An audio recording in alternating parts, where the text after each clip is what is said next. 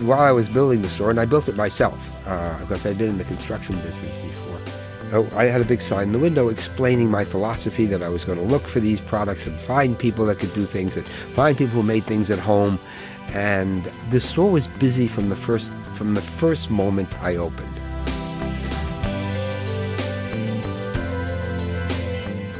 You're listening to the Taste Podcast. I'm Editor-in-Chief Matt Rodbard, here with Senior Editor Anna Hezel. Today on the show, we have Eli Zabar, an icon in the New York City specialty food scene, and world-renowned bread baker. We also have Deb Perelman answering a reader question. But Matt, who is Eli Zabar? Eli Zabar is of the Zabar's family, and many New Yorkers and visitors to New York know it as the Upper West Side Deli. But Eli has opened his own store, the Eli Zabar specialty food store on the Upper East Side. He opened it actually in 1973, and he's a pioneer in the industry. So what did you and Eli talk about?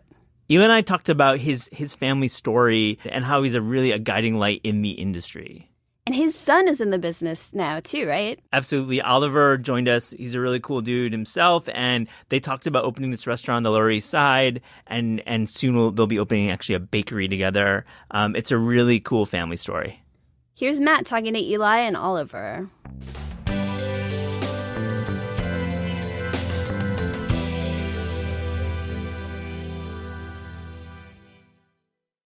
Eli Zabar, thank you for joining the Taste Podcast. Happy to be here. I'm excited to meet you. We've hung out before. You showed me your bread. I mean, dude, your bread. Let's talk about your bread. When did you first start baking bread? Let's take us back to that. I think I started somewhere in the late 70s, early 80s. I can't remember. I don't have it's not etched in any bread I've made. I think somewhere around 1980 or something like that, 79 or 80. And what drew you to really mastering the craft of like artisanal bread making, which you really pioneered in a way in New York City? Well, I can tell you honestly, I haven't mastered anything. I haven't mastered any part of this, and every day, the damn thing is so elusive it gets away from us, and it's only on those perfect weather days when you have the perfect. And I'm using that word storm. When you have the perfect storm, when everything comes together, when the flour all of a sudden decides she wants to behave itself, and the weather is right, and the oven, that I could say, my God, isn't that fabulous? But that's a very rare. Very rare. It's elusive. It's completely elusive. The whole thing is elusive. And if your ego rises and falls with success, as mine does, you have some very depressed days. Are you familiar with this movement? Eater just wrote a big feature about these tech bros, basically dudes in tech in the world of tech, like Silicon Valley, who are like obsessing about sourdough. Are you familiar? No, I'm not. All right, I'm not. I'm glad you're not. I'm generally above the fray and don't even understand what's going on in any part of the food world. What was your earliest memories of your parents' store? Take us back to that. Delightful, absolutely delightful. I kind of grew up with the smells of the pickles and the sawdust, and my father's first store that I knew of was on Zabar's, as we know it, on 80th and Broadway, and I was like 5 years old, and used to like to hang out and play. And the butters, they were big, they cut the butter to order in those days. The butter smelled great, and the Swiss cheeses smelled great. And I loved going there. It was a real pleasure for me. Did you make friends? Were there like countermen who you would say hi to? Very astute question. That was really exactly what happened. I wonder if how did you kind of figure that out? Yeah, there were always, the boss's son. Yep. And there were always people, they were mostly immigrant from Russia or the Eastern Europe, and they like children. There were always people, not me, of course, but there were always people that liked children, and they would take me, and give you a taste of this, give me and a that, taste yeah. of the salmon, and let me try to cut the salmon. And, I was a little boy. Gave me a knife and let me try to cut it properly. Yes, I have very wonderful early memories. That's great. And I've written about you as kind of like the punk rock baby brother of Stanley and Saul, and how many of our listeners may not know is Zabar's on the Upper West Side, and then you kind of split from that organization and opened your own remarkable market, and started in 1973. Is that right? Exactly. I opened in July of 73. So this is coming up on my 55th anniversary, 56th anniversary, okay, of doing approximately the same thing. For 56 years, sweeping the sidewalk and rearranging the breads, trying to face the shelves. It's the same thing. EAT was the opening in 1973, and this was several years before Dean and DeLuca opened in Soho, which is many consider the first gourmet food store of New York, but that is not the case. You were there 2 years earlier. I would like to know, just take us back to 73. What were you selling in this store? Because this is 73. This is before balsamic. This is before Parmesan Reggiano. This is before fish sauce. This has become part of the lexicon. Yeah, well, I opened with the idea.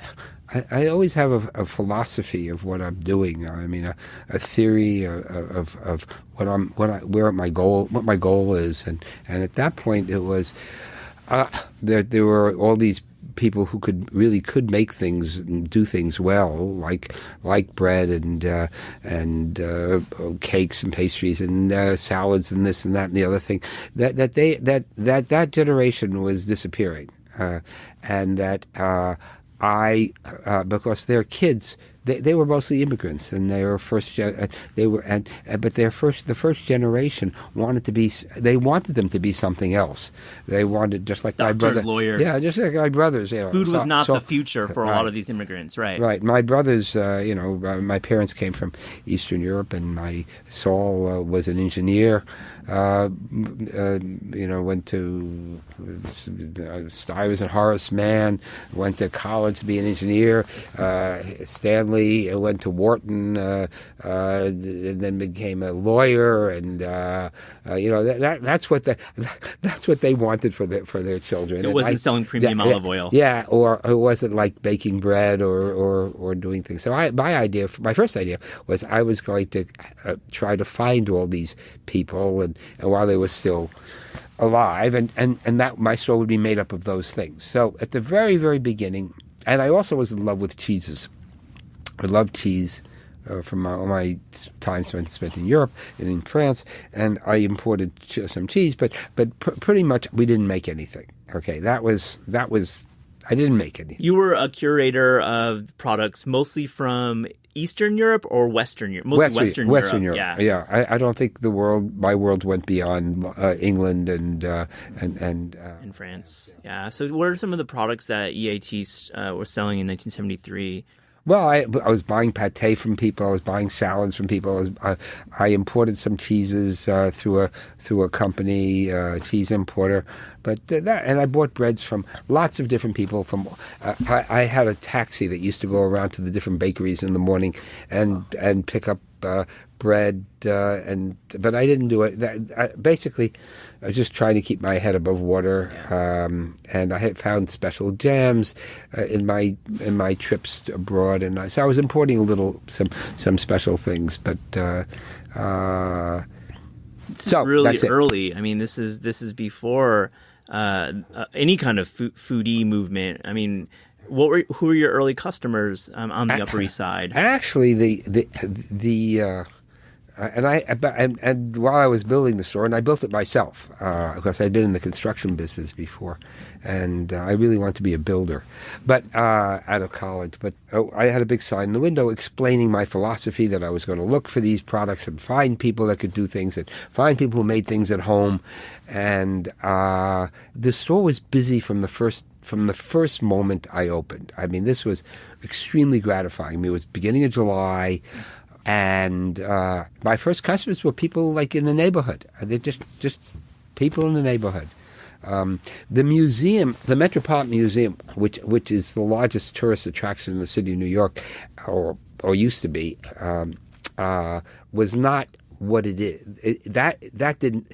It was a sleepy old museum at that point. It was, and the Upper East Side was a sleepy old neighborhood. Exactly, but full of butchers and bakers and candlestick not butchers. We had electricity. Then. Yeah, we had electricity, but it was shoe repairs, and the guy next to me was an old fashioned kind of deli, and had no idea what I was up to. Did you have a lot of private cooks, private chefs for some of these residents on the Upper East Side shopping for their clients? No, we did not. Wasn't the case. Okay, it was not the case at all. In fact, we had some very interesting customers, some very waspy. Very, very waspy, owner of the King Ranch in Texas, who lived over on Fifth Avenue, and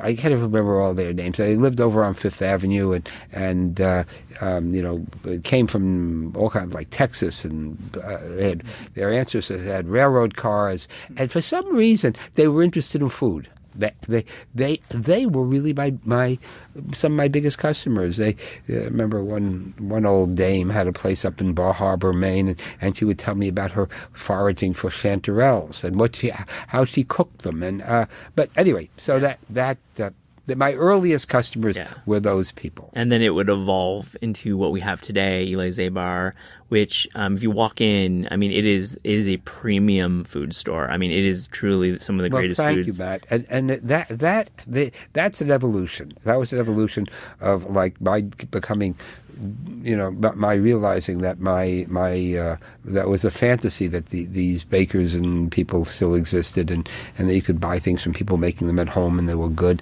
and that I really had to figure this out myself.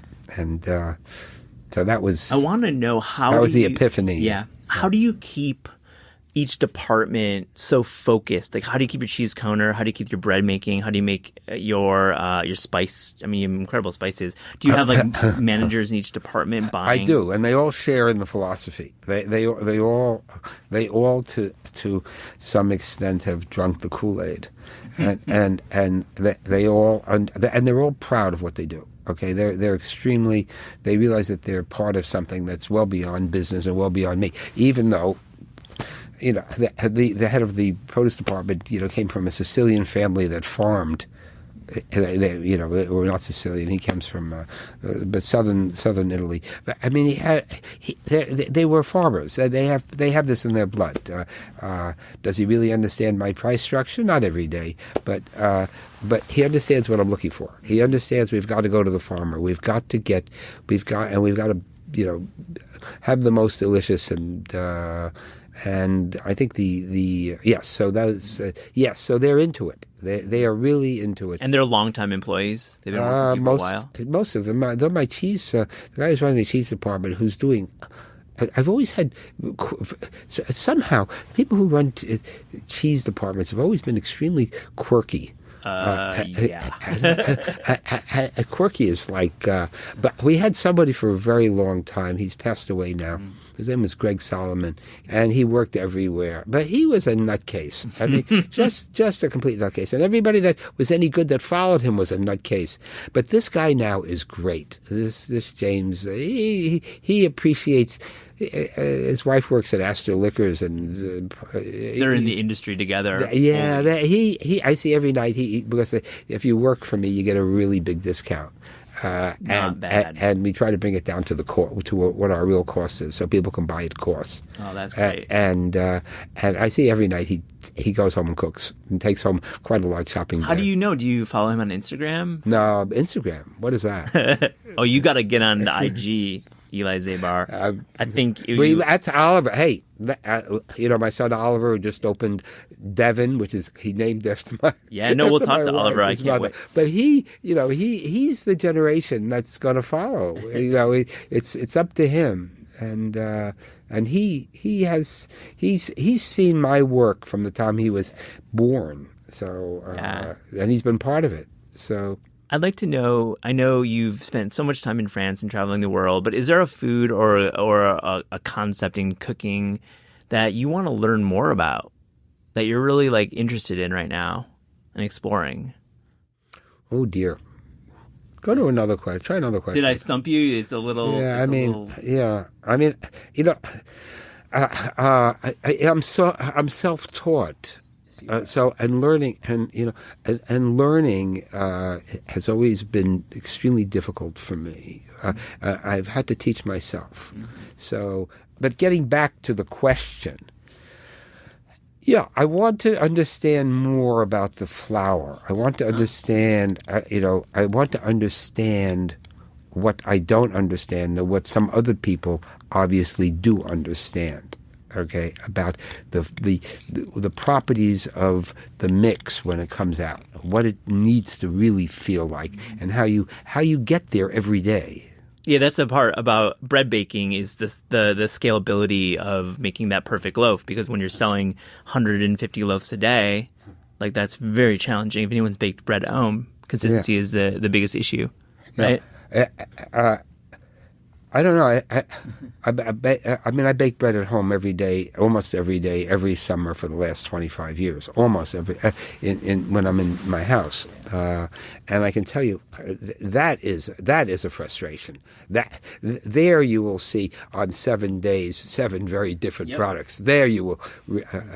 And I'm suspicious of anyone who comes out with the same product or the same loaf. There might be some engineering in there that maybe takes there's away something, from quality. Right. It's less good than it's less good than I would accept. Yeah. Let's talk about your house in Provence. You have an extensive wine collection there. Is that still about 20,000 bottles? No, that's here. That's here in the city. You brought it back. Okay. No. It was never. I have a cave. That's dug into the mountain, the hillside. But I've only really focused on basically the wines of the area, and I don't have 20,000 bottles. I have a couple of thousand bottles. And I found that wines outside the area don't taste as good there. It's like used to have a house up in Nantucket, and I found that something about the salt air made Burgundies taste kind of irony. And that wasn't the right. So drinking in country is. There's a reason for it. Sure. I mean, not that you can't drink champagne anywhere in Tokyo, but you drink some great champagne in Tokyo. But anyway, Tokyo. We have about maybe 30,000 bottles here of mostly Burgundies, because that's my passion. Sure. But we have a lot of Italian wines, and my philosophy about that is most of these. I collect wines from people whose wines need time. They need time. They have to rest. They have to mature.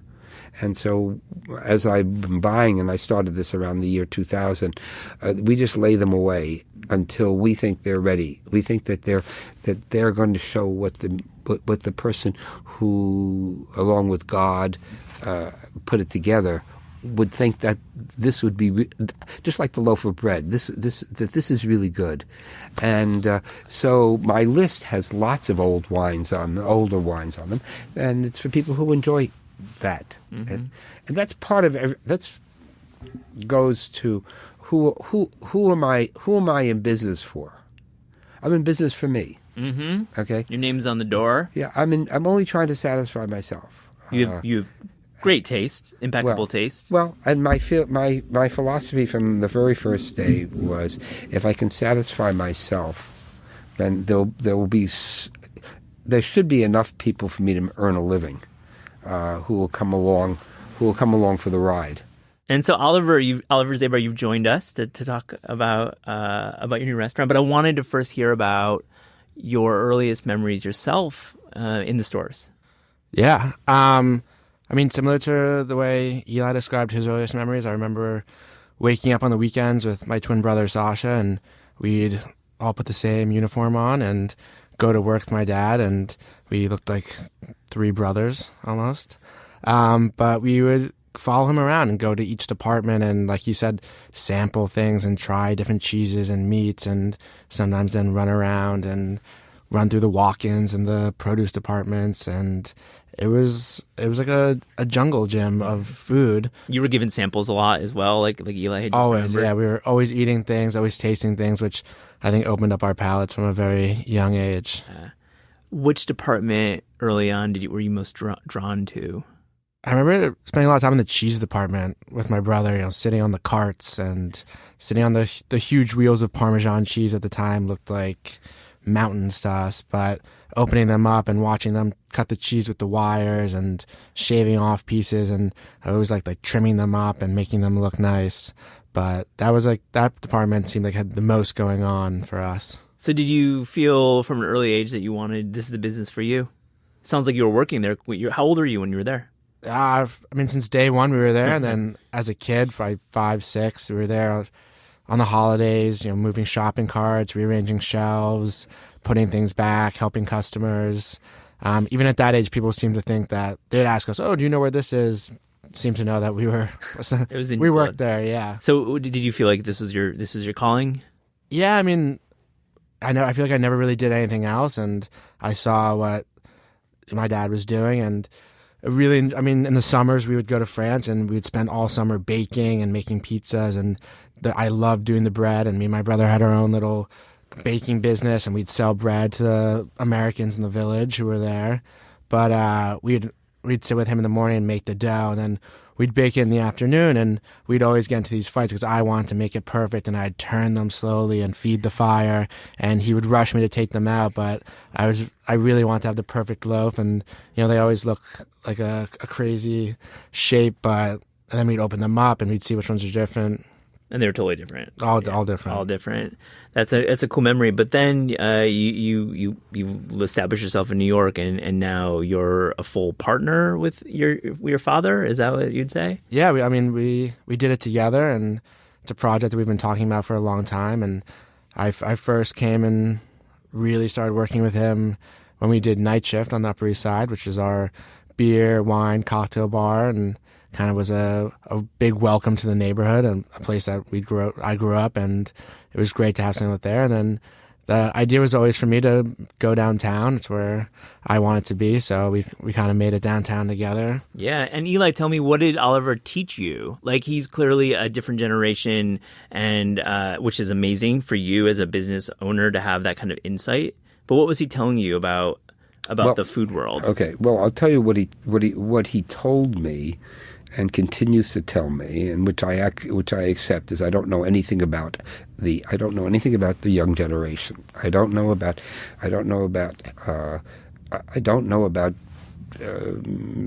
people that are much younger than I am, and he does, and I don't know about cocktails. I don't drink them. I don't know about staying up late at night. I don't do it, and I don't know what the young generation wants or thinks, so that's him. What has he taught you? Give us one example of something that you're like, wow, I did not know that. Well, here's a very mundane example, okay? But he developed the idea of Night Shift, okay? That's the bar he referred to on 79th Street, okay? I knew that economically, financially, we needed to do something. You can't just be open till 5 or 6 o'clock, okay? That you're paying rent all the time, that you need to do something. And he developed the name, Night Shift, So the first time I really went in there, and it's really busy because it's great. It's got 10 beers made in New York City. A lot of them are made in garages. I mean, the whole thing is very cool. Food is delicious. So the place was packed, and there were 3 of them. There were 2 bartenders and somebody on the floor. And there must be 50 seats or 60 seats. I'm thinking to myself, they're not. You need more staff than this. These people aren't getting waited on. And I was appalled by the situation, really, only to discover that's exactly what everybody wanted. They wanted to be left alone, approached when at some point their drinks would come at some point, their food would come irregularly and at some point, but there was a kind of master plan, and he understood that. He understood that was the number of people, that with number of employees needed, the 2 bartenders and the 1 person on the floor, and everything worked. And it worked. And everything works just brilliantly and beautifully. Now, Oliver, did you work in the industry? Did you leave the company? Did you and work any other places to learn the ropes, or was this something you just acquired over? Yeah, no, I spent some time working for other people for a while before I came back to Eli. I spent a summer in film, which I quickly realized was not for me. And then I had some really great people in the industry take me under their wing. Michael Stillman, Steven Greenberg, all these people kind of guided me and gave me advice along the way and gave me direction in places when I was finding myself thinking I want to do one thing. They said, you got to go this way. So there was a lot of great people throughout a guy named Frank McHugh really inspired me to come back and go to the hospitality school at NYU and kind of get more into the family business. But yeah, I mean, I spent some time, but I always knew I wanted to be in food. I never thought, I want to be a lawyer. I want to be in banking. I mean, like my dad, I'm a very visual learner. I enjoy working my hands. I like seeing what I've made at the end of the day. And in many ways, I was self-taught in the sense that I would watch him do something. I'd watch my brother or my mother do something, and I would then go and do it. I spent 6 months on the line in the kitchen at night shift, having never cooked the line before, but I had seen the dish. I'd made the dishes myself. I had put them together. I'd seen them plated. I knew I could get in there and kind of figure it out. And when we needed help, I jumped in. That's rad. And this is a principle of mine. I mean, he figured a few things from his dad. He figured it out himself. But unless you do a job yourself, unless you actually do the job yourself, you can't really know it. Okay, and if you haven't swept the floor even yourself, you really don't know how the right way to do it is, and that's kind of that's a principle of mine. Absolutely agree. I follow that as an editor in chief here at Taste. You have to really do everything and absorb everything and learn from your surroundings, but also just do everything. Yeah, you have to do it yourself once or more than once until you get it, and then you really know the job. Yep.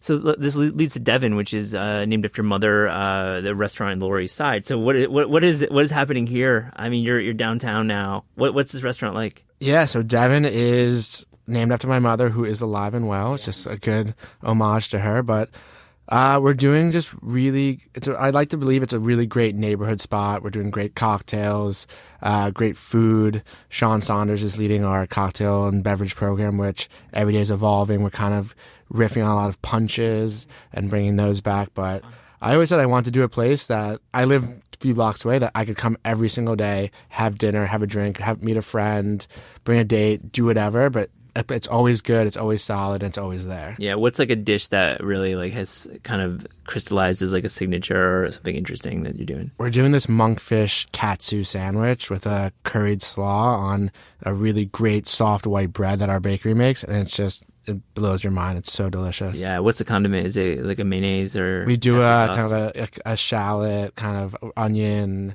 jam with a curried slaw, and it's just everything comes together with a little lime juice on top. And then now the bakery is going to be next door. What's that going to be all about? Sometimes I'm actually more excited for the bakery than for the bar, but it's always an idea we had that we wanted to do a bakery during the day that turned into a bar at night, this very European feeling. And we want the bakery to basically feed the restaurant and the neighborhood. So we're going to do pizzas and breads and tarts and pastries and salads during the day and kind of grab and go things. But everything over there will move hopefully into the restaurant at night. So all our bread will be coming from next door. We're going to do brunch, which a lot of our pastries will be there, and kind of just be making things that we find interesting and do a lot of experimenting for sure. And Eli, is it fair to say that you'll be hanging out downtown with the kids, Lower East Side? Yeah, he loves it down there. Yeah, I do. I do actually. It's not. It's actually from the Upper East Side where I live to where he is on Broome Street is really easy to get to by the East River Drive, and it's fantastic. And one of my fresh hot bread, fresh pastries that are still warm. There's not and toast. There's nothing more delicious than something that's really hot and fresh and warm, and that's why he convinced me that the neighborhood will embrace it. Oh, okay? Sure. That they'll stop in the morning, they'll stop in the afternoon, they'll stop in for it'll be, and we've purposely buying ovens, and I've done this before, that are smaller than we really need, so that it forces us to make something 3 times a day as opposed to once a day. So the idea is. So that's the idea. Yeah. Okay. Anyway, so Eli, Oliver Zabar, thank you for joining the Taste Podcast. Thank you. Hey, Matt, thanks for having us. What a pleasure.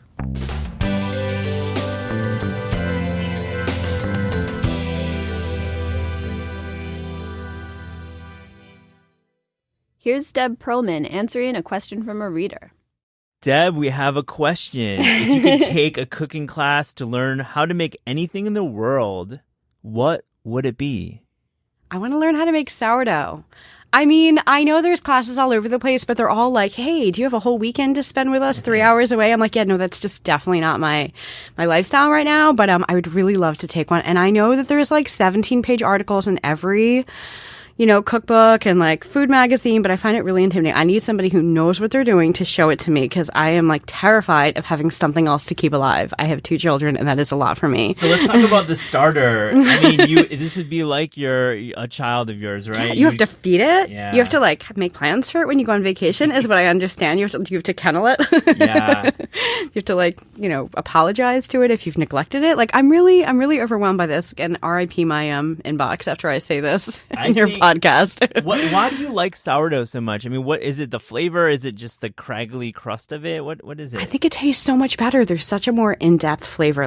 Quick rise bread just does not have the same deep stretchiness. And one of the things that always surprises me about good sourdough is it doesn't go stale as fast. We think of bread oh, I bought it yesterday, it's rock hard tomorrow. But it's not exactly like that with good sourdough. It really still has some taste and stretchiness to it. And I have a question just to add. Would you ever use a bread machine? I'm not opposed to it, but I don't find that it makes my life much easier. But I'm not really scared by making regular bread. Yeah. But most recipes that work in a loaf pan, you can work in a bread machine. I also have memories, because my parents had one, of just very puffy, over-risen bread that still smelled amazing, and we absolutely still ate it. But I feel like I can do better in a loaf pan. You can do better in your own method. Well, thank you so much.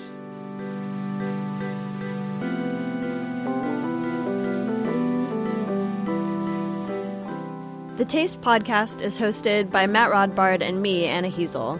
The show is produced by Gabrielle Lewis, studio recordings by Pat Stango, theme music by Steve Rydell. Interviews are recorded live at Books Are Magic in Cobble Hill, Brooklyn, and at Penguin Random House Studios in Manhattan. Visit Taste online at tastecooking.com. Thanks for listening.